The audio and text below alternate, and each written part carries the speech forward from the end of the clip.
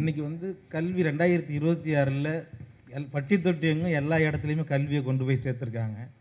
ஆனால் இன்னமும் ஒரு சில மலைவாழ் மக்களுக்கு கல்வி கிடைக்கல, ஏழை எளிய மக்களுக்கு கல்வி கிடைக்கலன்னு சொல்லியிருக்காங்க. இதுக்கு என்ன காரணமாக இருக்குன்னு நீங்கள் நினைக்கிறீங்க சார்? இதுக்கு காரணம் தெரிஞ்சால் நான் இங்கே உட்காந்துருப்பேண்ணா, நெஜ கலெக்டராக இருக்க மாட்டேன். அந்த கஷ்டத்தை தான் இந்த படத்தில் சொல்லியிருக்கோம். ஸோ இப்போ நிறைய இடத்துல நிறைய பேர் அதை செஞ்சுட்டு வராங்க. இதுவும் பேஸ்ட் ஆன் ட்ரூ ஸ்டோரி தான். இது உண்மையாகவே எங்கே நடந்தது, எந்த கலெக்டர் அதை செஞ்சார், எந்த ஊரில் நடந்துச்சு, அங்கே பேசிகிட்டு இருக்காரு. இங்கே பாருங்கள், முக்கியமான கேள்வி அது எல்லாமே இவர் சொல்லியிருக்காரு. அதை கேளுங்க, அதை ஒரு தடவை கேளுங்க. நிறைய பேர் ட்ரை பண்ணுறாங்க. இன்னும் இப்போ எல்லா இடத்துலையுமே இப்படி இருக்குன்னு நம்ம சொல்ல முடியாது. எல்லா இடத்துலையுமே கல்வி போய் ரீச் ஆயிடுச்சு.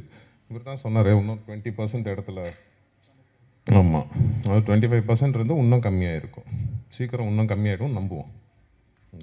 நீங்கள் சொல்லுங்கள், அந்த பேஸ்ட் ஆன் ட்ரூ ஸ்டோரி இல்லை சார். இப்போ ஒவ்வொரு நாங்கள் எல்லா மலை கிராமத்துக்குள்ளரையும் போகல, இது கொஞ்சம் ஸ்டடி பண்ணும்போது, இந்த கதையை ஸ்டடி பண்ணும்போது ஒரு குறிப்பிட்ட ஒரு 10 கிராமங்களுக்குள்ளார போனோம். சில குழந்தைகள் வந்துட்டு ஒரு 20 கிலோமீட்டர் இல்லை, ஒரு சில குழந்தைகள் வந்துட்டு ஒரு 20 கிலோமீட்டர் தாண்டி தான் வந்துட்டு ஸ்கூலுக்கு வந்துட்டு போகிறாங்க. அந்த குழந்தை திரும்பி வர முடியாது. ஏன்னா உங்களுக்கு ஃபாரஸ்ட் தெரியும், அட்டை இருக்கும், எலிஃபண்ட் இருக்கும், இது லெப்பர்ட் இருக்கும். ஸோ அந்த மாதிரி நிறைய பிரச்சனை இருக்குது. இங்கே சில இடங்களில் தான் உண்டு உறைவிட பள்ளிக்கூடம்னு இருக்குது. என்னென்னா அங்கே ஹாஸ்டல் அவங்களுக்கு, அதாவது இவங்க வந்துட்டு மண்டே வந்துட்டு ஸ்கூலில் கொண்டு போய் விட்டுடுறாங்க. சாட்டர்டே வந்துட்டு அந்த குழந்தைங்கள ரிட்டர்ன் வந்துட்டு அந்த பேரண்ட்ஸ் போய் கூட்டிகிட்டு வராங்க. இதில் இந்த சம்பவத்தில் இந்த குடும்பங்களுக்குள்ளார, இந்த சொந்தங்களுக்குள்ளார ஏதாவது ஒன்று நடந்தால் அந்த குழந்தைங்களுக்கு எதுவுமே தெரிகிறது கிடையாது. இதனோட வலி ஒரு பெரிய வலியாகவே இருந்துக்கிட்டு இருக்குது. ஏன் 20 கிலோமீட்டர் போகணும், ஏன் இந்த இடத்துக்குள்ளார இன்னும் பள்ளிக்கூடம் வரலன்னா, அங்கே அடிப்படை வசதிகள் இல்லை. அங்கே வந்துட்டு ஒரு டீச்சர் வந்துட்டு இங்கேருந்து போகணுன்னா டிரான்ஸ்போர்ட் வேணும், வேவ் இருக்கணும். ஸோ அவங்க அனிமலை சமாளித்து போகணும். இங்கே கீழே இருந்து தரைத்தளத்துலேருந்து நீங்கள் காட்டுக்குள்ளார போகணுன்னா மினிமமாக 15 கிலோமீட்டர் மேலே போகணும். ஸோ அதுக்கு நிறைய ப்ரொசீஜர் இருக்குது. ஸோ இதெல்லாம் ஃபாலோ பண்ணி இன்னும் வந்துட்டு சரியான இடங்களில் வந்துட்டு சேரலை கல்வி. இதை கொஞ்சம் கொஞ்சமாக சேர்த்துக்கிட்டு இருக்கிறாங்க.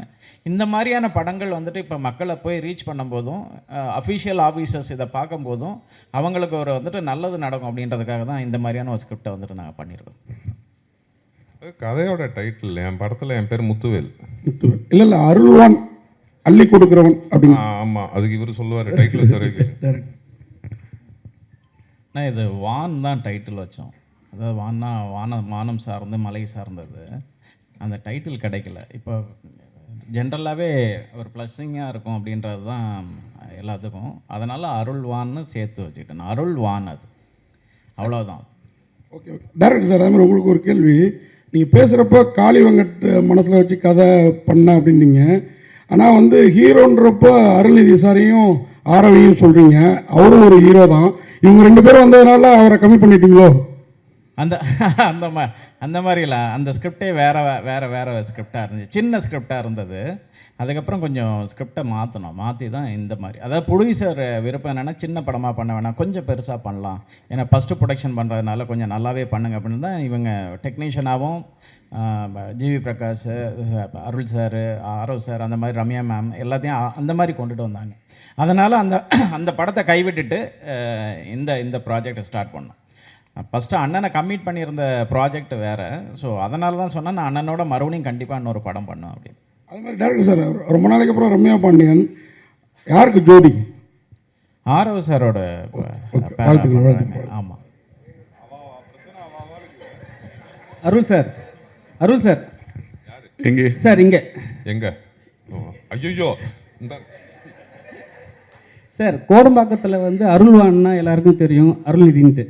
ஏன்னா பசங்களுக்கு வந்து ரொம்ப பிடிச்ச ஒரு நடிகர், அது இல்லாமல் எல்லாமே செய்வாங்க. இப்போ இந்த படம் டைட்டிலும் அதே மாதிரி ஒத்தி போகுது. ஆனால் இப்போ அதே படத்தில் அதே நெக்ஸ்ட் ஒரு படம் வந்து டிமாண்டி காலனி 3. ஸோ அப்படியே கான்ட்ராஸ்டாக இருக்குது. அது எப்படி நீங்கள் வந்து ஹேண்டில் பண்ணீங்க? எப்படி ஹேண்டில் பண்ணுறேன்னா, ஹேண்டில்னா என்னென்னா, அது வந்து ஒரு பேய் படம், இது வந்து ஒரு நல்லது செய்கிற ஒரு படம். ஸோ அதுலேருந்து எப்படி நீ மாறுபட்டுறீங்கன்னு? இல்லை, இது நான் தான் சொன்னேன்ல ஃபஸ்ட்டே, இவர் கதை சொல்லும் போதே ஒரு நான் எவ்வளோ படங்கள் பண்ணாலும் இதில் கிடைச்ச கதாபாத்திரம் எனக்கு திருப்பி அமையாதுன்னு தான் சொன்னேன். நான் ஃபுல் ஃப்ளெஜ்டாக பண்ணாலும் ஒரு கல்வி எவ்வளோ முக்கியம்னு இந்த படம் சொல்லியிருக்கோம். அதே மாதிரி அந்த இடத்துல வாழ்கிறவங்களோட வாழ்க்கை வந்து நம்ம படம் பார்க்கும்போது அவங்க அவங்க அவங்க லைஃப் ஸ்டைலே நம்ம புரிஞ்சுக்கலாம். அந்த படம் பார்க்கும்போது அவங்க எவ்வளோ கஷ்டத்தில் இருக்காங்க அப்படின்னு. ஸோ அதனால தான் இதுக்கு என்ன இதுன்னு கேள்வி கேட்டால் எப்படி பதில் சொல்கிறது? கதாநாயகனாக வந்து ஃபுல் ஃப்ளெஜ்ஜாக நடிக்கிறது சந்தோஷமான விஷயம். ஒரு டேரக்டர் வந்து ஒரு 5 நாள் ஸ்டோரி சொல்லும் போது உங்களுக்கு என்ன தோணுச்சு அந்த நேரத்தில்? அவர் 5 நாள் ஸ்டோரி சொல்லல, 5 நாள் வர 5 நாள் வர சொன்னார். ஓகே, உங்களுக்கு என்ன தோணுச்சு? பண்ணலாமா வேணாவா? நிறைய முடிவு எடுத்திருப்பீங்களா நைட்டு? இல்லை, இவர் கொஞ்சம் குண்டக்க மட்டாக்கான ஆள் தான். ஏன்னா என்ன ஆல்ரெடி தகராறுன்னு ஒன்று வச்சு எடுத்தார். அதனால நான் எனக்கு என்னன்னா சீரியஸாகவே ஃபஸ்ட்டு ஒரு 5 நாள் தான் இருந்துச்சு. அதுக்கப்புறம் ஒரு 20 நாள் வந்திருப்பேன்னா ஆக்சுவலாக ஃபுல் படம் இருக்கேன், அது சொல்ல மாட்டுறாரு. நானும் ஆரோ, அவங்க கிருத்திகா, அப்புறம் இவங்க எல்லாரும் ஃபுல் படம் இருக்காங்க. கேள்வி next sir. Hero sir, Arulnithi sir, வணக்கம். இதுக்கு நாங்கள் பேசவே செஞ்சுருப்பேன். நீங்கள் தான் பேசணும் சார். மாசான ஹீரோவாக பல படங்கள் பண்ணிட்டீங்க. பட் இந்த படத்தில் ஒரு முக்கியத்துவமான கேரக்டர் அப்படின்னா 5 நாளைக்கு ஒத்துக்கிட்டீங்க. அடுத்து வரக்கூடிய இந்த மாதிரி கதைகளில் முக்கியமான கேரக்டர் 2 நாள் 5 நாள் அப்படின்னா ஒத்துப்பீங்களா சார்?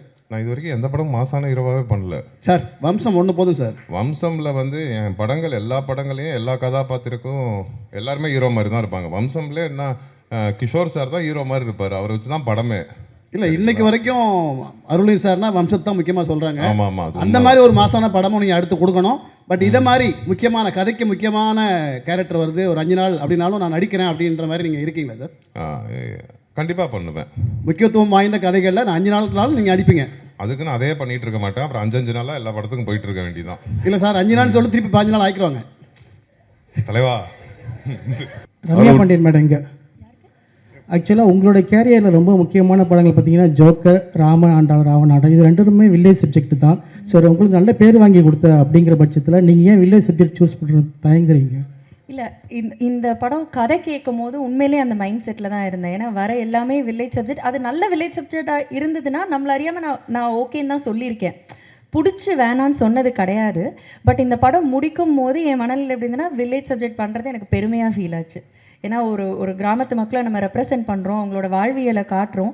ஸோ அதில் நிறைய நுணுக்கங்கள் இருக்குது, அதில் ஒரு ரியாலிட்டி இருக்குது, ஒரு சோல் இருக்குது. ஸோ படம் முடிகிற டைமில் நான் பெருமை தான் பட்டேன். ஸோ இப்போ அந்த மைண்ட் செட்டில் இல்லை. கதை கேட்கும் போது உண்மையிலே நான் அவர்கிட்ட ஃபோனில் நோ தான் சொன்னேன்.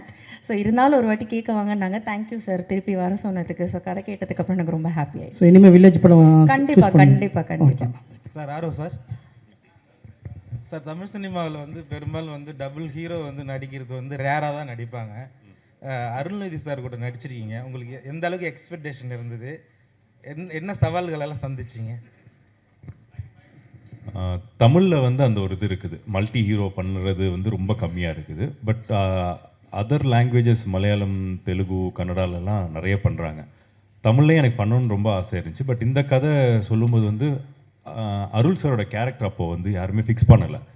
யாராவது ஒருத்தவங்க வந்து அது கொஞ்சம் ப்ராமினெண்ட்டாக இருந்தால் அது நல்லா இருக்குமோ படத்துக்கு அப்படின்னு ஃபீல் பண்ணிட்டு தான் அது ஒரு 20 டேஸ் ஷூட் பண்ணதுக்கப்புறம் தான் அப்புறம் அருள் சார் உள்ளே வந்தார். எனக்கும் அருள் சாருக்கும் ஷூட்டிங்கில் நாங்கள் சேர்ந்து இது பண்ணவே இல்லை. ஆக்சுவலாக செகண்ட் டைம் தான் அருள் சார் நானும் பார்க்குறேன். பட் படமாக அது பார்க்கும்போது அருள் சார் அந்த கேரக்டர் பண்ணது வந்து இன்னும் அந்த படத்தையும் சரி அந்த கேரக்டரையும் அது வந்து பயங்கரமாக எலிவேட் பண்ணிச்சு. ஸோ அது வரைக்கும் ஹாப்பி தாங்க.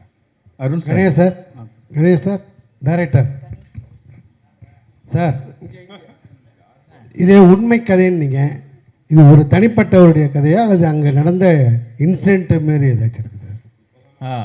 இல்லை, ஒருத்தருக்கு படிப்பு இல்லையா அல்லது அந்த ஊரில் உள்ள அத்தனை பேருக்கு? அதாவது அங்கே ஒரு என்ஜிஓ ஆய்வுப்படி என்ன சொல்கிறாருன்னா 25% வந்து தான் படிப்பு இருக்குது, 75% வந்துட்டு கிடைக்க மாட்டேங்குது அப்படின்னு தான் சொல்கிறாரு. முக்கியமாக இது வந்துட்டு இந்த படம் வந்துட்டு காடர் மொழியில் எடுக்கப்பட்ட படம். அதாவது காடர் மொழி ஏஷியாவிலே ஃபஸ்ட்டு மொழி அப்படின்னு வந்துட்டு சொல்கிறாங்க. இதுக்கு அனீஸ்னு ஒரு தம்பி தான் அந்த வால்பாறை கல்லார்குடின்னு ஒரு ஊர் சைட்லேருந்து வந்து எங்களுக்கு ட்ரான்ஸ்லேட் பண்ணி கொடுத்து உதவி இயக்குனராக அவர் ஒர்க் பண்ணி ட்ரான்ஸ்லேட் பண்ணி வந்துட்டு கொடுத்தார். நான் ஆக்சுவலி ட்ரெக்கிங் போகிற பழக்கம் எனக்கு அதிகமாக உண்டு. நான் அந்த மாதிரி வந்து சின்னூர்ன்ற ஒரு கிராமம், அதாவது பெரிய குளத்துக்கு மேலே இருந்து உள்ளே போகிற ஒரு கிராமம் இருக்குது. அந்த கிராமத்துக்கு நான் போகும்போது அது குடின்னு சொல்லுவாங்க. அந்த மக்களை நான் வந்துட்டு சந்திக்கும் போது அப்போது ஒரு குழந்தை வந்துட்டு என்னை படிக்க வைக்க முடியுமா அப்படின்னு வந்துட்டு கேட்டுச்சு. என்ன பிரச்சனை அப்படின்னு கேட்கும்போது அவங்களோட பிரச்சனையை சொன்னாங்க. என்னென்னா 3 மாதம் காட்டாற்று வெள்ளம் வரும், இதை கிராஸ் பண்ண முடியாது, ஃபஸ்ட்டு சிக்னல் கிடையாது,